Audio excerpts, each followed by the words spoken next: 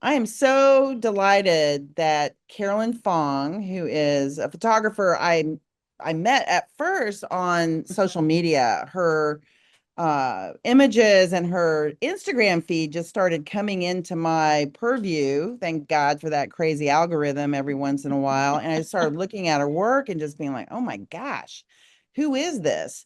And then I had the lovely chance to meet her at a women photograph event, I Hmm. believe it was, right? At a great beer pub Yeah.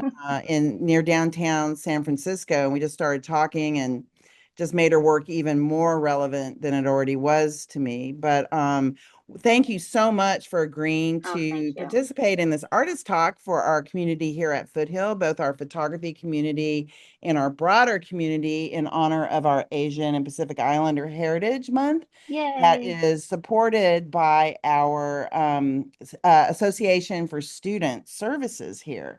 So our Oh, cool. student clubs brings us the ability to be able to bring in artists for these Heritage Month events and offer a small honorarium compared to what the information you're imparting upon us is worth. So really want to just thank you. Her clients include big name corporations as well as editorial clients, New York Hmm. Times, Wired, Apple, you name it. And you can see more on her website if you Google Carolyn Fong photography. It's the first thing that will show up. You've got great SEO, so obviously people are hiring you. And with that, I will turn it over to you, Carolyn. And again, we're really delighted to have you here. Thank you. Oh, well, thank you for having me. I am, let's see, where should I even start? I'm a huge, huge lover of uh nerdy school like this. So I'm really excited to get to talk to people who are also really into school and going back to school or continuing education, all of it. I'll give you a as brief as I can be, bio. I went to UC San Diego and got a degree there in human development. I originally wanted to be a therapist for Asian Americans and people because I noticed that as I was growing up, there was just not that access to it. And within my own community, within my own family, there was just a lot of push and pull between what the American version of mental health and talking about things and feelings and emoting versus the very traditional Chinese version, which is what I grew up in. Um, so I'm an immigrant.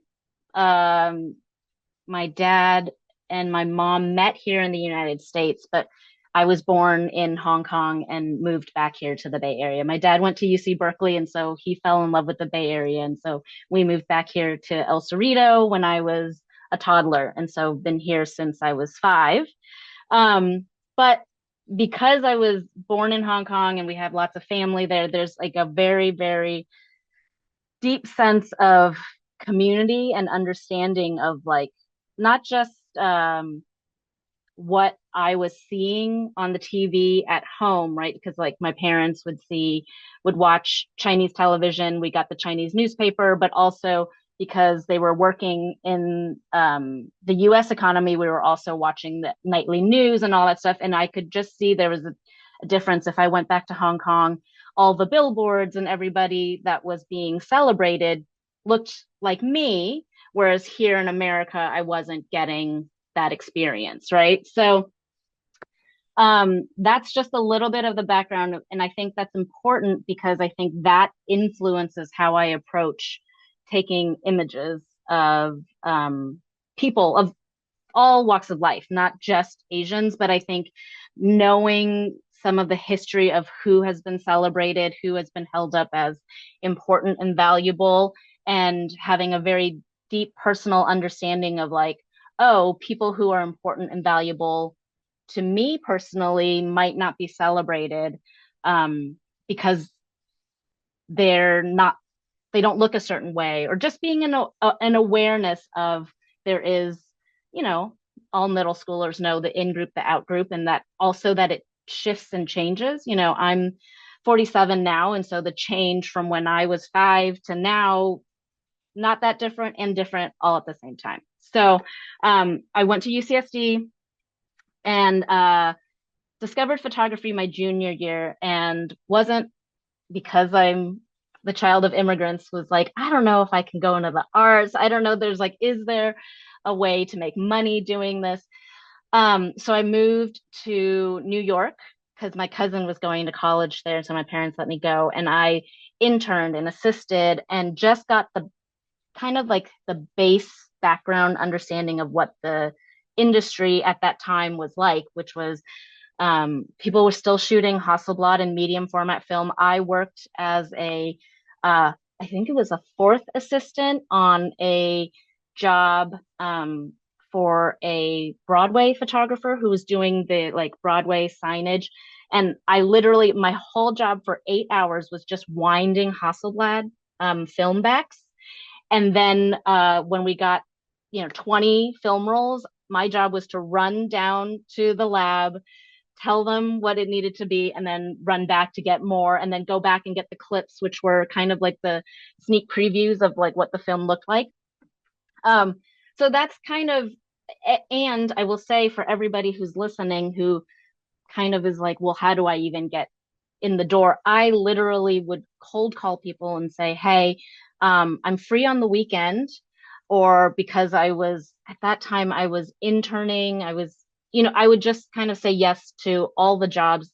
I PA'd for a professor who was a producer, and I would just be on set, and I just did all the grunt work so I could kind of see all the various stages. And I got to see whether I wanted to be in this business, because there is quite a lot of business to it, which is file managing. You're making sure people are getting paid, making sure how, you've got to make sure you keep a budget, um, all that stuff. So, okay, this is not a long story short. I'm just going off. Um, so I ended up going back to art school. Got into the Art Center College of Design, and was like, okay, let's make this a real thing, because they had a program that was commercial photography. They also had a fine art photography program, but I knew I wanted to do this not so much for my self-expression, um, but more for a job. I wanted to do it and make money. And I was okay with it not being um, a way for me to only express myself, which is kind of my kind of delineation in my mind, whether that's true or not. Can I Um, ask a quick question? So you of went to course, Art Center in Pasadena? yes, I did. Yeah, cool. Thank you. Yeah. Um, and there they taught us really, truly how to be professional, which was um, to show up on set early, to show up ready and willing to work, and also to have enough knowledge about what was needed to be done so that you were an asset and not a a drain. Like nobody wants someone on set who's going, "Wait, what do you want me to do? Wait, huh? Why is that person?" And that there's also that sense of everybody has a place, but everybody can use help. So there is a little bit of a hierarchy on set where the client, you never want to tell the client that something's not working. But if something's not working, you don't just let it go. You have to be the person who says, hey, I'm going to talk to the first assistant. The first assistant is going to talk to the digital tech. Then they bring it to the photographer, who is probably in the middle of a conversation with a client, right? So there's a lot of communication. There's a lot of needing to get along with people, and a lot of kind of um, rolling with the punches. And so when I'm talking about being on set, that's the commercial side of things. That's where, um, for what's a good example? An example would be like, let's say I got hired by Johnson and Johnson to do a library of images, and there was a creative director, a executive producer, then a producer, then hair and makeup, then, and the list goes down. But everybody needs to be on the same page about why we are here, what we're doing, and then also there's talent of a model or an employee who's agreed to be the model. And so that is kind of more of a team sport. And then there's editorial, which is more of a solo, like a tennis game, where I show up with my lights and my camera and my gear and my notes about the who, what, when, where, why that I need to capture, that I've had a email, a text, or a phone call with the photo editor about, and then I manage the whole thing from beginning to end. They might Yeah. tell me, yeah, Quick question. So this photograph that we're looking at here yeah. on was this an editorial or was this a corporate? What So was this assignment? this whole deck, I pulled it together. This was a portfolio review that I did with someone from Apple. I changed it to Oh, Foothill for you cool. guys. Okay, great. But Yeah. this is all editorial to show um, my capabilities with real people on location with almost no location scouting prep. So this version of the work I'm showing in this deck compared to the next one, I can, if we have time, I'll show you guys, Okay. is a what my kids' preschool teacher used to say: "You get what you get, you don't get upset." Yeah. And the the creative part of it is making sure that you get a shot that your photo editor needs, that you keep the subject in front of the camera. Kind of for me, I like when people are a little bit more unguarded and loose and relaxed. There's plenty of photographers who really like the more um, serious stated. They do a lot more directing. I will direct, but my direction is always in trying to get this person to not think about, not being in their head too much about, oh my God, I'm here in front of a camera. Because most quote unquote real people um, across the board say, oh, I hate having my photo taken. I'm not good at it.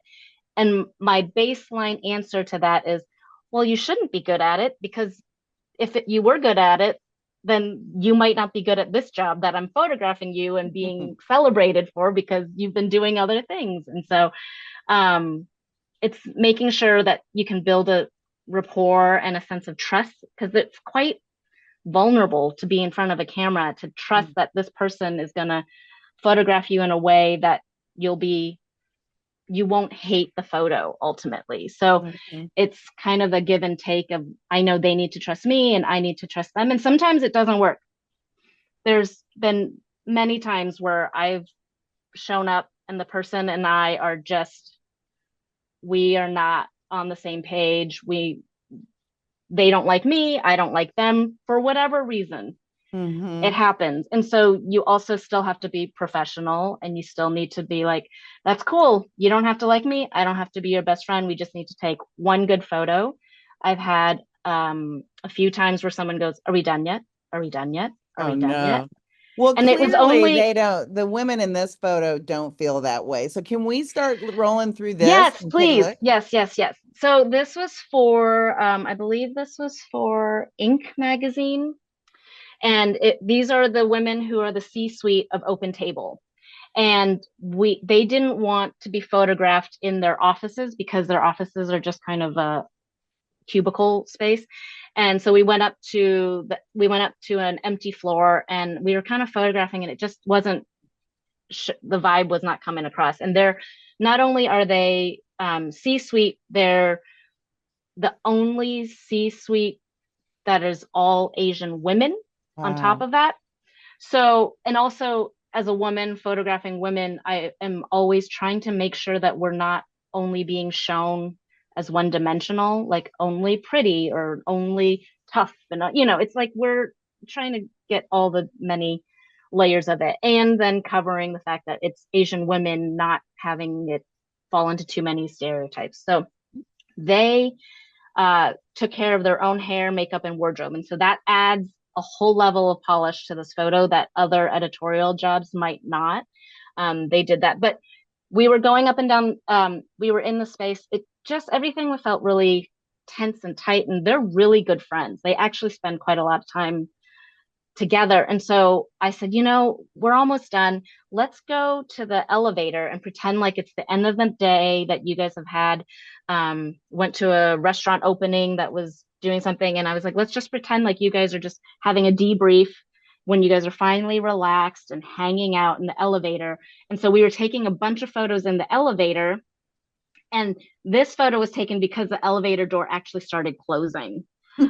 It started closing on me, and I just kept photographing, and they were holding it open. And so that's when we got some real laughs and some of the humor of it. So uh, I always work with at least one light. Um, I always bring a Profoto A10, which is a speed light, which is a 75-watt light. This job, I knew that we were going to be in different spaces, so I brought the speed light and I brought a B1X, which is the Profoto. I believe it's the 250 or 500 watt. I'm not super techie on that one, but I had an assistant with me. They had the budget, and so we had all of that set up, but I just grabbed the speed light, grabbed a modifier on it, and it was just my assistant holding the little speed light to my left and Mhm. throwing it into the elevator. So That's a great photo. this was a Oh, job for Bobby, which is a baby formula, and this was, I think, also maybe for Inc. magazine. They were, love this. you know, best workplace for moms. And these are all actual babies that are the babies of employees there. And so we had, I don't know how many, they had like 12 families who worked there and had babies, and the moms would bring the babies. And so I said, let's bring the babies. The photo editor wanted to have some babies in there. And I said, well, how are we going to get these babies to pay attention to me? And so I the day before went and bought a bubble making machine and had my assistant blowing bubbles Great just to idea. give them. And then we were all singing. This is when like being a parent is helpful because you actually know how to interact with babies. And while I was also telling parents, okay, let's not say anything, let's be really quiet, let's get excited, just to kind of get, that's why the babies were like giving that face of like we had been really quiet and everybody had stopped kind of going, don't worry about it. Let's just be really quiet. And then the bubble started and we all started singing and the babies went, what? And so It's great. that was that. This was a job for Peloton. They were Nice. doing real people stories. And so this is one of those examples of like, I just showed up at her house, me and I had an assistant on this one as well. And we just photographed her in her space while sending screen photos from the back of the phone to a photo editor and a creative director to say, okay, I like the setup, I don't like the setup. So the photo on the left, this one is actually a strobe light through you see these doors over here. There's another door. So I put the light on the outside patio so that it would create some dimension because otherwise it's just, an apartment that the Mhm. lighting was kind of like, but she's a beautiful woman, and I wanted to make sure she was lit and not just kind of in some muddy, boring lighting. This Beautiful. was for the New York Times. This is Johnny Ive and Mark Newsom. He's an industrial designer. Johnny Ive is the designer of the Apple, Ah, iMac, iPod, all the i stuff. Um, this this was was one a of the great scenarios. article that I was reading, and then I was like, "Who is this photographer?" And it was you. It was like that It was was, one of the times, right? That I was like, yes, "Oh my God." this was one of those times where this person is some multi-billionaire, has been photographed by Yeah. everybody and then some. And there was a little bit of a who's in charge here dynamic Yeah, where I had to exactly. kind of, we show up as the photographer and you have to check your ego, but you also have to be able to say, no, no, no, I know you're important, but I need you to listen to me right now. I need you to sit here. I need you to do Mhm. this. And there's, you can see in the pictures, they got a little drunk by the end. And so it was a little bit more fun. This bottom corner is like after a big lunch and some alcohol. But those first two photos, I just wanted to show you guys like using their lack of trust and their need to be controlling to my advantage, where they're not loose and happy and joyful. And it's just like, okay, well, if this is how you want to present yourself, then that's what I'm going to work with, right? And so you kind of Mhm. work with that. One light, these are all one light, so it's a speed light. Um, I also wanted to make a quick note. So I do editorial work, I do commercial work. I also do like corporate headshots. I also do Mhm. family photos. I also teach. So like people who are hearing me and thinking like, how are you making a living? It's because I have many pots boiling on the stove and like not everything is in one Mhm. pot. And I just kind of think that's an important thing for people to understand that like we are making a living in the arts, in photography, in a kind of atmosphere that's constantly changing. And so editorial newspaper is really good, I think, as a place to kind of continue to work in, because even with AI, you're going to need news imagery that is not AI generated, hopefully, right? That's what we hope. Um, um, so anyway, those are the kind of buckets where I am, and that I just thought that was hopefully Yeah, helpful for somebody to hear. Um, this is the I love CEO of this. Adobe, and this was in their new building. This is their older building. I'm actually inside the building, and it actually juts out at an angle. So I'm photographing him through one window, through another window. And you can see, I don't know if you'll be able to see from far away, this is actually where my light is. I Mhm. had my Mhm. assistant and I did a pre-light, and I had her put that light over there. I said, this angle is so amazing. And it we were there long enough that the sun set in that window in just the right moment. And he was about to leave, and I was like, I need you for 5 more minutes. I need you to run over there. My assistant and I just had our cell phones on speaker, and I just said, okay, turn up the. I could actually adjust the light from my trigger, but um, move it left, move it right. You can kind of see the light is actually hitting here. Mhm. Um, so that's one of those happy accidents. But also it was pre-lit. We had tried it. I kind of had a sense it would work, and so that was a lucky one. It's pretty amazing that you've got the Adobe sign on the building on the left. Yeah, So, like, you've got yes, all these little clues. And yeah. yeah, this was just really a great photo, really It was a creative. really it's one of my very, because I definitely got the boring standard stand against the wall. Yeah. This is the CEO of Yeah. Adobe. Okay, we got it. And then it was like they may never run this, but this is for me an interesting location that I might not ever get access to again. So, Did they like um, this? Did they like that shot? did the newspaper? No, yeah. Yeah, yeah. Who were you Yeah, doing this for? The Times? this was for the Wall Street Journal. Did they like it? They liked it, but I don't think they ran it Okay, because it's when it's I got you. smaller, I think it's too detailed. Got you. Do I have questions that I should be answering? Am I No, okay? no, keep No, we're going. already at 2:30. This was for the New York Times. This was about influencers who are talking about their caregiving, taking care of grandparents. Gosh, this is Um, great. yeah, this is so. I wanted to show these two side by side. So this was in their apartment. She is sitting here next to this window that you can see over here. And I just put my light outside this window and created like sunlight coming through the window, because it was middle of the day. And again, for editorial work, a lot of times I have to say, okay, I'm available between 10 a.m. and 4 p.m. because that's after drop off and before pickup. And so everything has to happen in that window, which honestly, the reason I end up using so much lighting is because I'm not a morning person. So like the sunrise time, and most working people who need photos are also not like, hey, meet me at 5 a.m. when the sun is rising. It'll be gorgeous light. If it called for it, I would do it. But like if I have any control over it, I prefer like, okay, we'll just have to work in the middle of the day. So um Great. Then this was the photo booth company, Photomatica, Yeah. for the SF standard.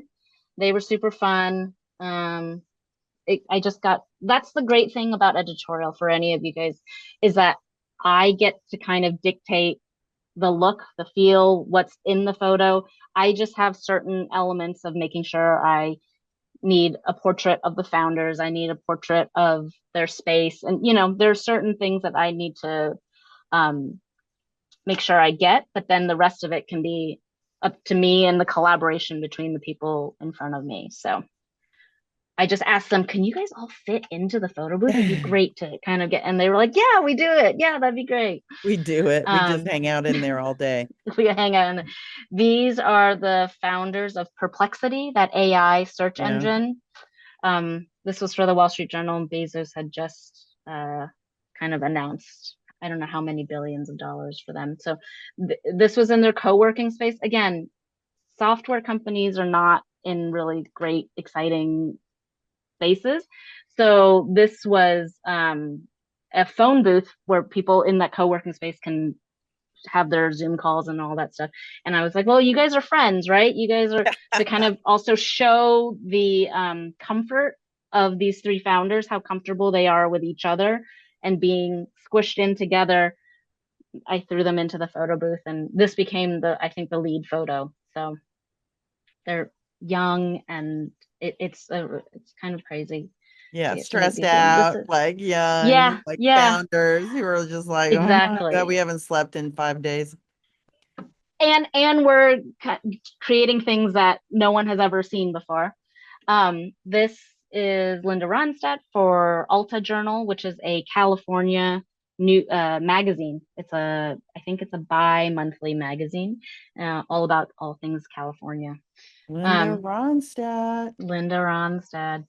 So I will tell you, this was, I think, the photo that my dad was like, "Oh, you're a professional. You got to meet Linda Ronstadt."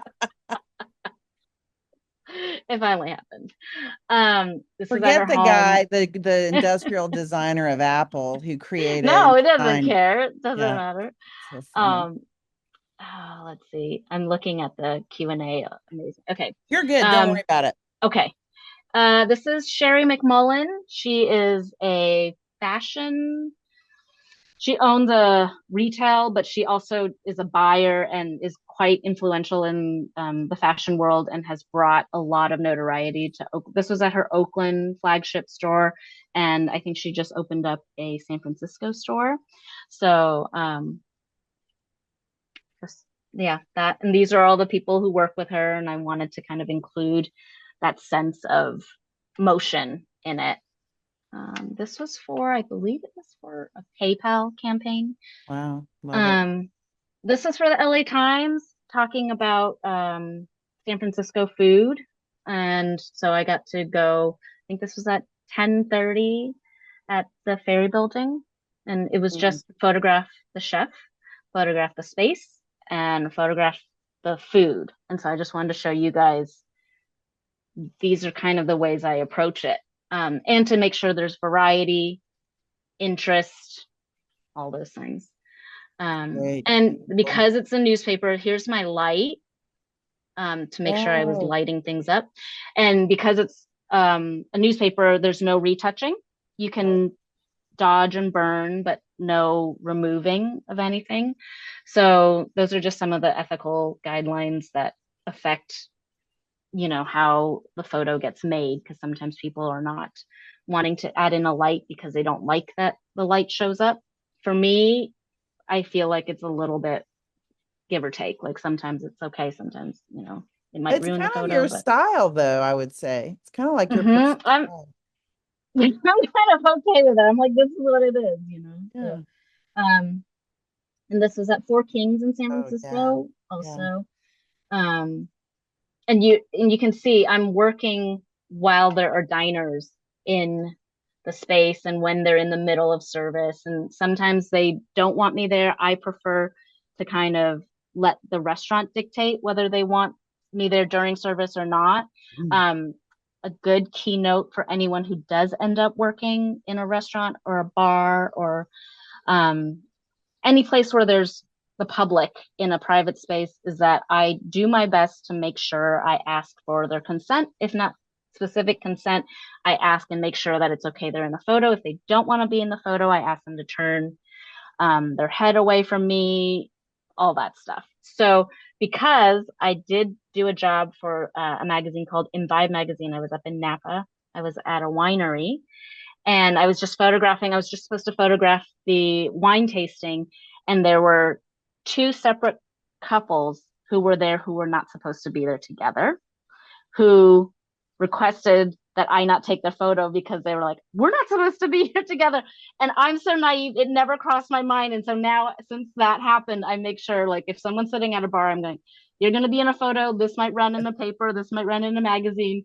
So just for anyone else who's as naive as me, who might not, like, as goody two shoes, okay, we should just make sure everybody knows they're getting photographed That's and that happened that's to okay. me, right? When I worked Right? at the Dallas Morning News, they had me go find a weather photo. And so I went to this place called White Rock Lake that I used to Mm-hmm. live on when I was in Dallas. And there's this gorgeous willow that must have been like 100 years old. It was super beautiful. And it was noon and it was hot. And there were these two people kind of canoodling. I already So I know where this made is this going. great silhouette image of them smooching, and then I have to get their names because I'm a Yep. photojournalist, right? So I walked down there and I'm like, "Hi, I'm Judy Wagner with the Dallas Morning News. I got your photographs for the a weather photo for the front page." And the woman, I could just shriek Yep. this blood-curdling scream, and he about tackled me. I was like, okay, okay. And it was film at the time, right? So I couldn't just delete it. Anyway, it There's was nothing you could do. Yeah. Yeah. that taught So me. there's just weird little things like that that come up that you're like, oh, that was a great photo. I'll never get to use it. Yeah, Um, Continuing on. So nice. this is also all part of that one story for LA Times, but wanting to make sure that I was showing the different personalities of the chefs, the locations. And so So it's nice. person, place, thing. Mm-hmm.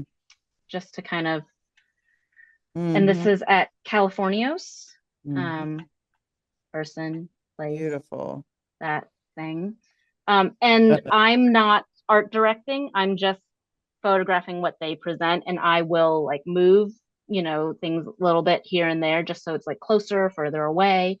But otherwise, because this was for the newspaper, I didn't do anything. This was this is the CEO of Uber. When he was doing the driving for Uber, when he first became the CEO and he was, doing the driving. So then for me, it was like, well, if you're driving, we should photograph you behind the Yeah, it's wheel of great. the car.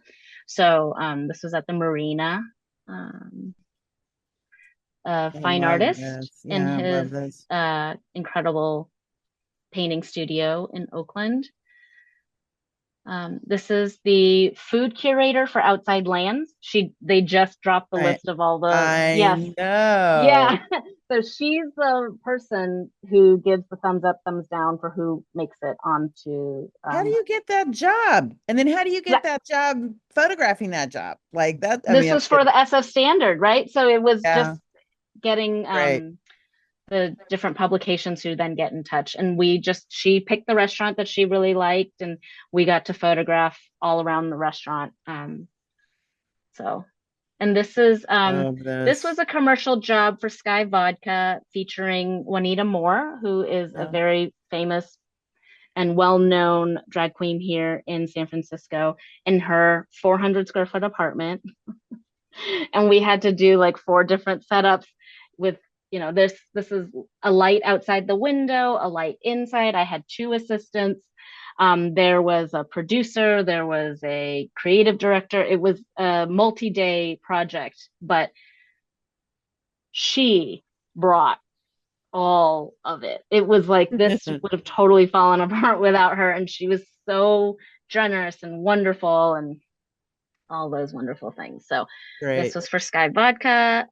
This is a chef, the first Mm-hmm. uh, cannabis tasting Mm-hmm. at the Claremont Hotel, and he's the chef who was doing cannabis pairing meals.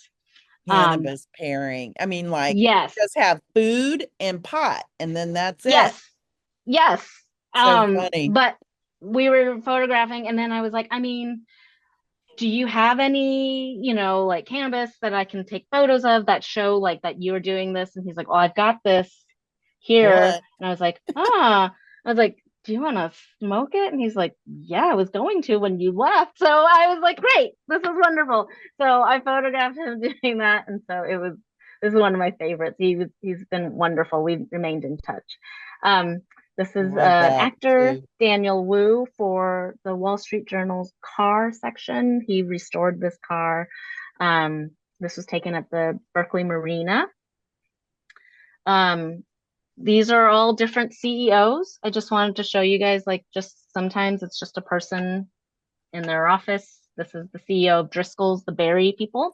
Oh, This is, interesting. yeah, this is John Dewar. Yeah, He's the tech remember. billionaire Yeah. who this was for New York Times for an announcement that he had donated some billions of dollars for the sustainability school that Stanford is going to start. What? Not to the photography program at Foothill College? I'm shocked. Shocking. This was about a New York Times story about 30-year-olds and what their prospects are like in life and all that good stuff. And Beautiful. she Yeah. is wonderful. Um, this is Thomas Insel, the used to be the director of National Institute of Health, um, at his Wow. home with his dog. Not anymore. Not Not anymore. laughing Not about that. anymore. Sorry, everybody. I'm not Uh, laughing. Not no, but funny. just he didn't want to be photographed at home, and so we walked and took a little walk And outside. he lives here in Uh, the Bay Area. yes, he does. Wow. He's over by San Ramon, I think, maybe. The Got it. foothills I'm Yeah. thinking out there. Yeah. Beautiful. Um, this is the Beautiful light, man. Project 280. Christopher Renfo. He is doing a winery at Alamany Farms in San Hmm. Francisco. Yeah. So this is That was a he great is story too. I saw that. yeah, with the Eric Asimov about the Mhm. winery. Yeah. This is for Wired. This was he had the first open AI. I think he's open.ai. He claims that he created open AI and that they anyway, it's one of those stories where just this person at their home.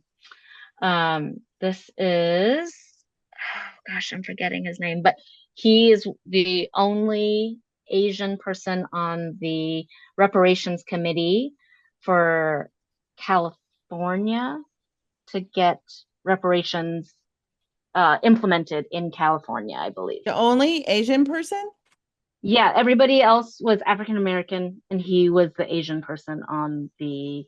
He's a lawyer, and his mother was interned in the Japanese internment camps, and uh, he had worked with Fred Korematsu Mm-hmm. when he was younger, and so he was like, I really believe reparations are possible; they should be made, and all that stuff. And so he is one of the Wow. people that was featured.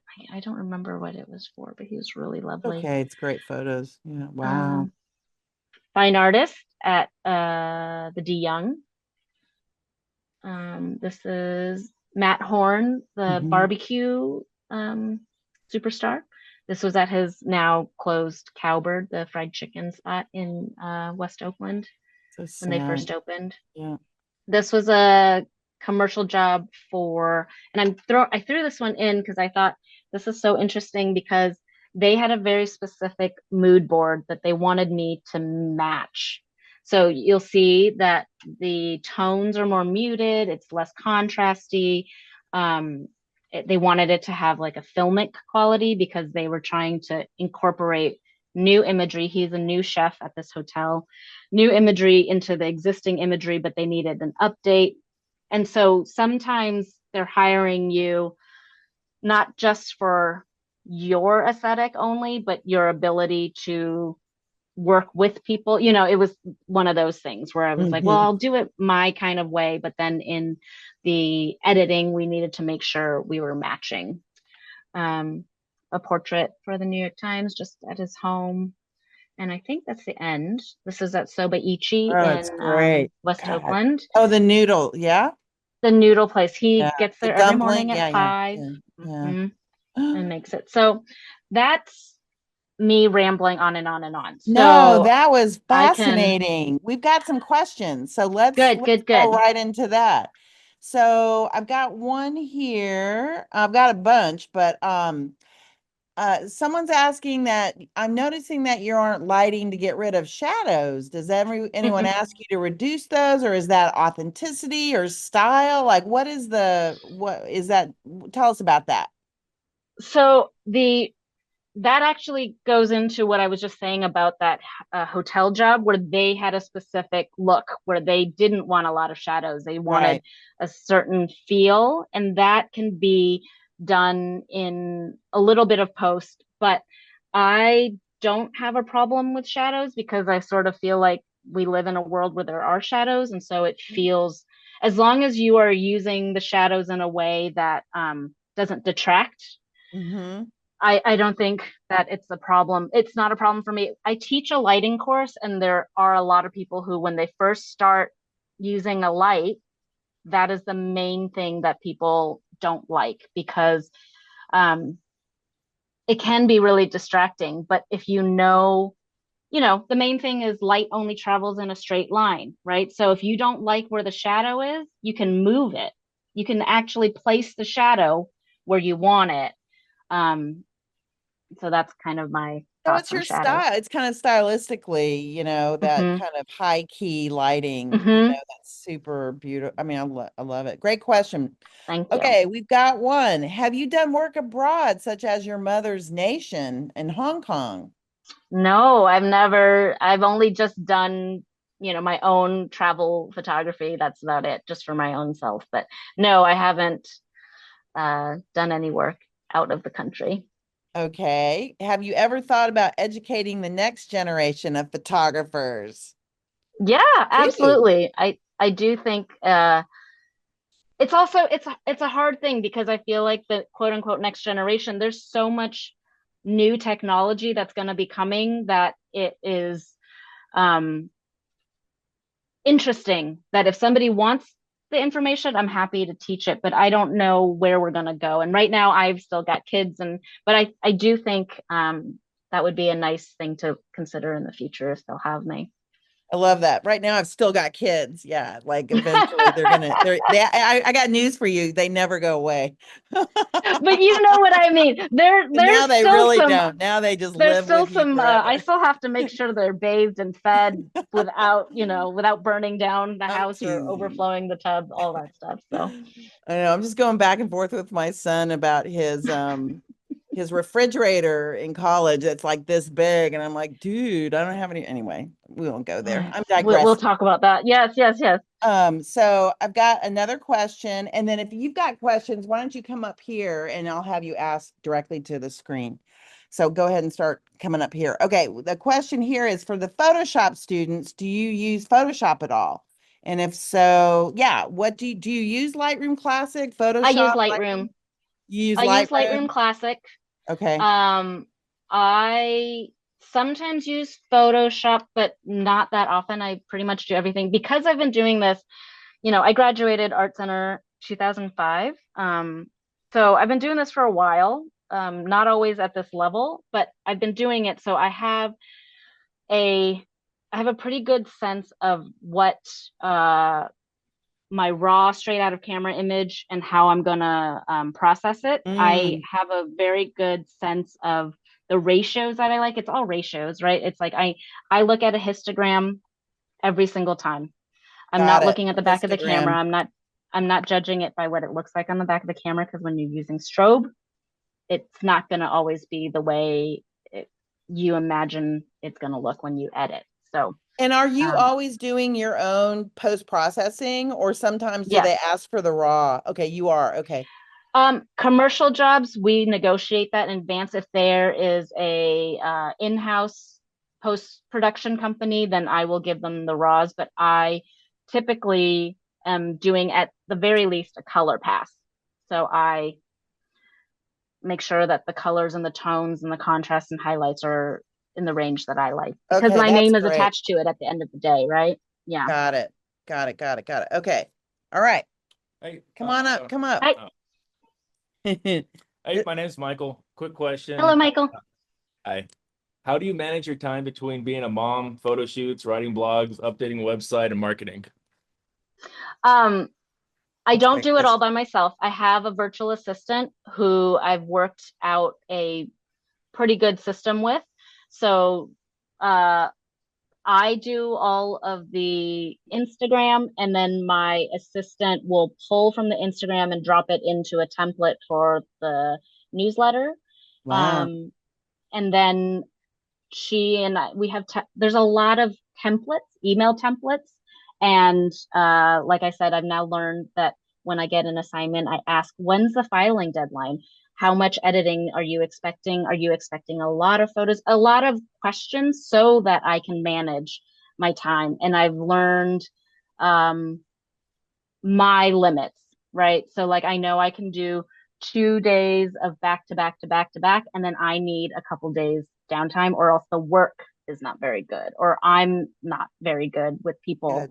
in that moment. So it's a lot of that. And I now speak up and say, hey, um, I've got two young kids. I'm available after drop off and before pickup. If that doesn't work for you, let me know so that I can coordinate my village of people to help me out do that. Because at the end of the day, it's still just me as the person in charge of the business. So it's that I have an accountant, I have a bookkeeper, I have a virtual assistant who helps me manage some of the back end, and a lot of systems, templates, and systems. Yeah, that's great. Thank Great. you. Yeah, thanks a lot. Great question. Oh, no problem. Hi, this is Rodrigo. Hi, Hello. Rodrigo. I have a few questions. I think Judy asked some, but how do you deal with unhappy subjects or people with egos, or like does your tone of voice get more stern, or do you change how you start speaking to them if they're not being the most cooperative?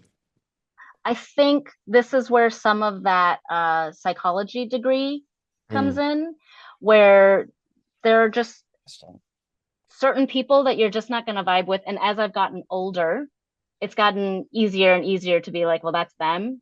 mm, That's not me. When I was younger, it was much harder because I would be really upset, like, oh my God, this person didn't like me. And then, but as I've gotten older, I'm like, they're not for me and I'm not for them. And that is something that I've worked through myself. And everybody has their own insecurities, and everybody, and I just try to make sure that I look at each person that's in front of me. They are a person, I am a person. Maybe this is their worst day of the week. Maybe it's, and we don't actually know the full story of what's going on in that person's life. They might be getting celebrated in the New York Times, but their kid just yelled at them, or their dog is really sick. And we're not going to get all that backstory when we show up as the photographer. So you just try to, if they're really open, you go with it. If they're not, you let them be. And my main advice in those moments is that you take care of your business, right? You've got a job that you need to do. In order for you to continue to get more work, you need to be able to deliver something that your photo editor or your client can use.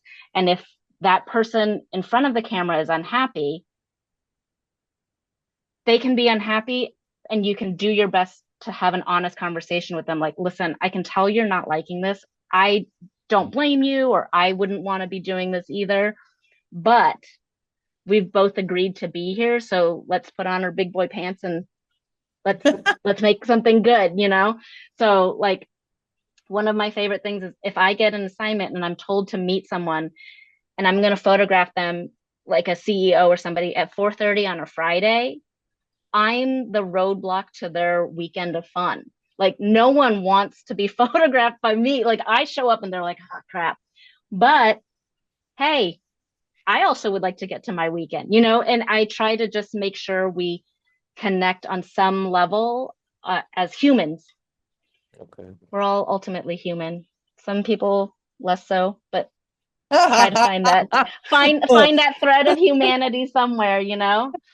Yeah, and give them a benefit of the doubt is what I Mhm. kind of got from that. And I think you can use that advice in all parts of your life, right? Yeah. You have My another daughter's first grade teacher was like, kids are going to be kids, and I'm not going to judge them by their worst day. I don't want you to judge other kids by their worst day. And so I try oh, to that's think of good. that, of like, it might be somebody's worst day, Yeah. and we're just going to, not assume that that is how they are all the time. Yeah, that's good. Great advice. I need that. But we are walking into people's spaces. We are the interlopers. And so there is a level of respect that I try to bring to it. And then sometimes they don't keep it, they don't earn it. So I don't keep it that way. But I try to show up with some respect so that we are all professionals and doing a job. We're not hanging out as friends. They don't have to like you. Okay. Okay. Do you have another question? Yeah. Have you ever had anyone be truly unhappy with the final results, and how did you deal with that? Good question. Great question. Yes. Ooh, Yes.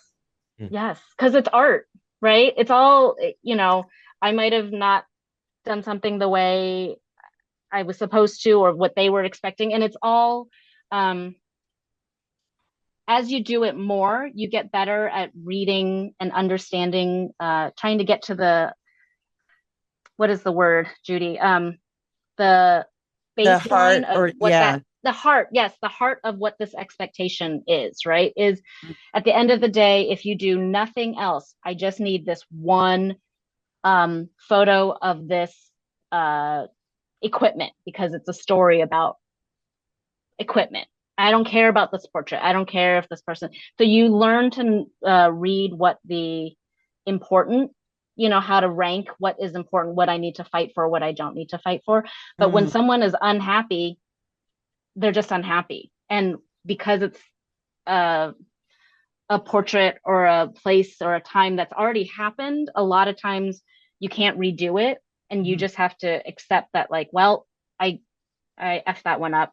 I'll lose that client, or have a Mhm. good cry and have some good food, and then just know, like, that's gonna happen and that's normal. And you can't be perfect. There's just no realm of reality that every single time everyone's gonna be super happy.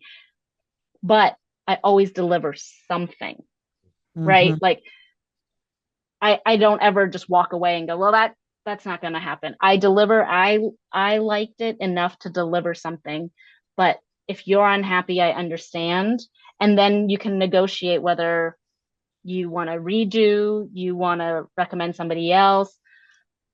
Then that's where it kind of becomes the business side of, did you negotiate? How clearly was everything laid out in the beforehand contract. in the contract? Yeah, Yeah. Yeah. We haven't gotten there yet in this yeah. environment. But even Are if there it's not a yeah. contract, it's just the talking, the like lots and lots of communication and being really clear, like, hey, I don't totally understand what exactly you're expecting me to deliver. And you Mhm. also have to understand that the person who's assigning you the job, the photo editor, they're assigning 30 different stories. You're not their top priority. So you want to try to make their life easier. They'll hire you again and again and again because there's anyone who makes your life easier, you want to work with them again, Yeah, it's right? true. So, Okay. Yeah, that's true. Thank you. yeah, Thank you. that's a Any great other question. questions hanging? Nobody? Okay. Okay, Michael. What we got some more. We're Oh, gonna good. More quick question.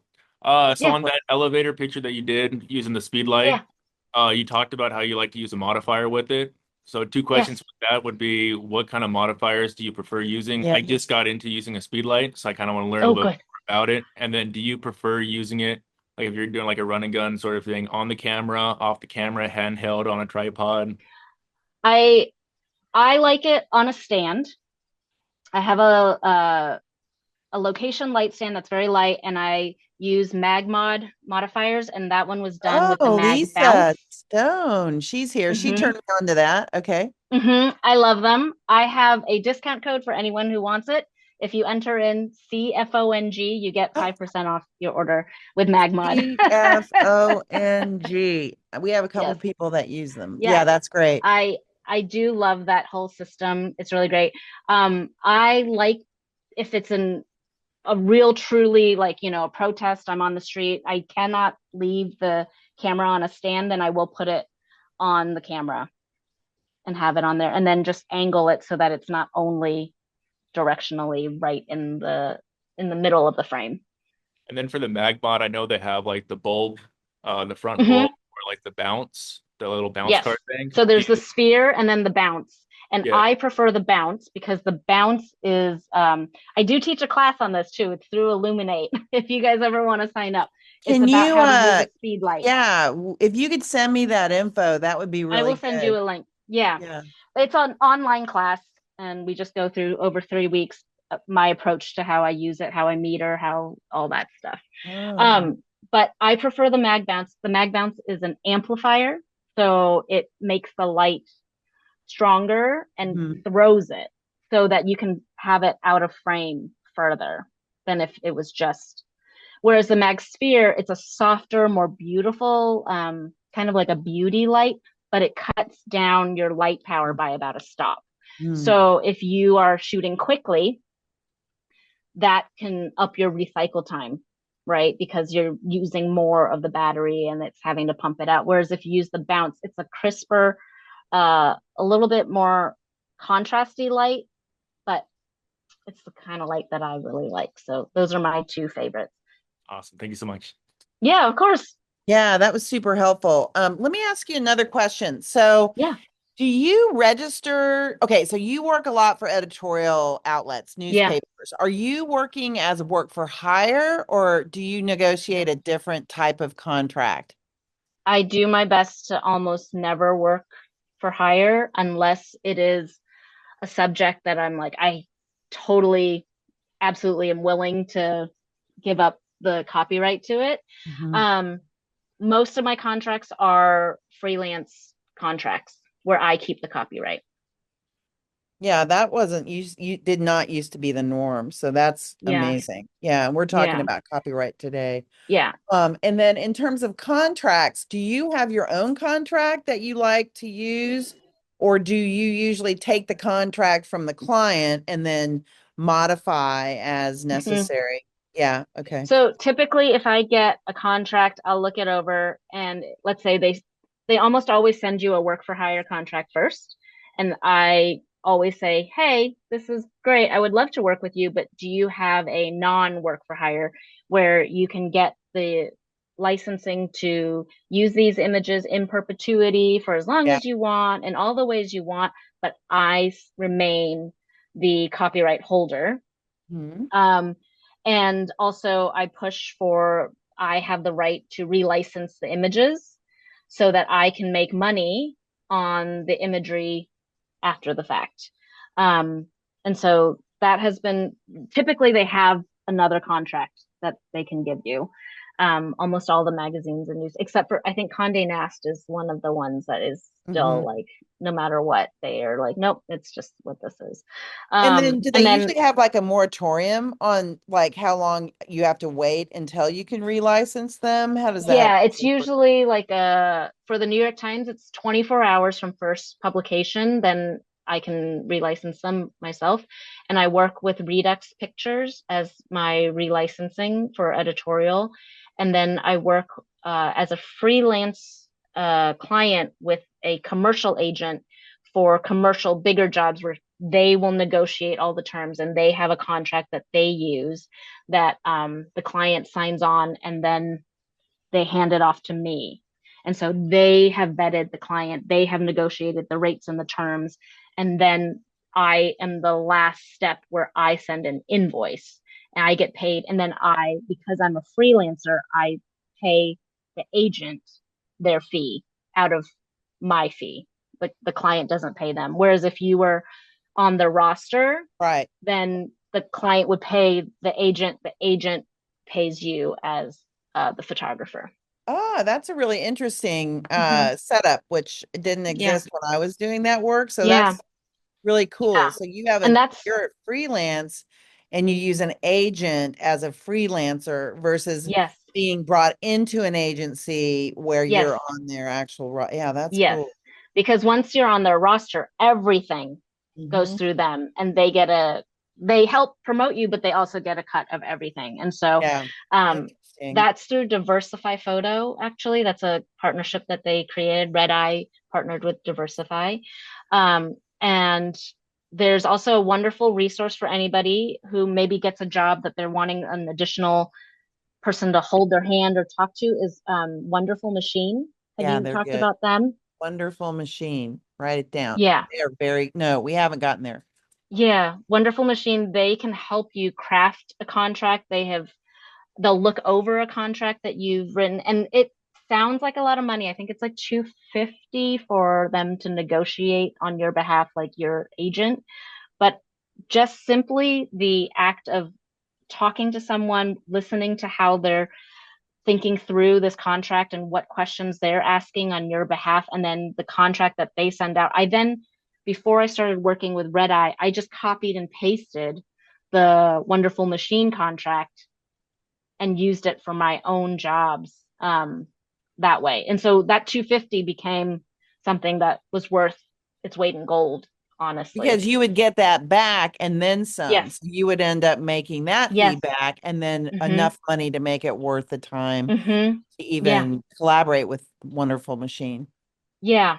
And Yeah. just learning from somebody who does that all the time, Yeah. right? This is all they do. They're not trying to steer you one way or another. They're just like, oh, okay, well, this job, this is what we work across. They work with people from, all over the United States, all over the world. I think they're freelance to other people in other countries as well. So there's Oh yeah, all kind over of the world. Yeah, there's like a sense of what the scope is beyond just, here in the Bay Area, here in the South Bay, here, like they have a really good kind of like bird's eye view of the whole thing. Woo! Woo! I bet you're very exhausted.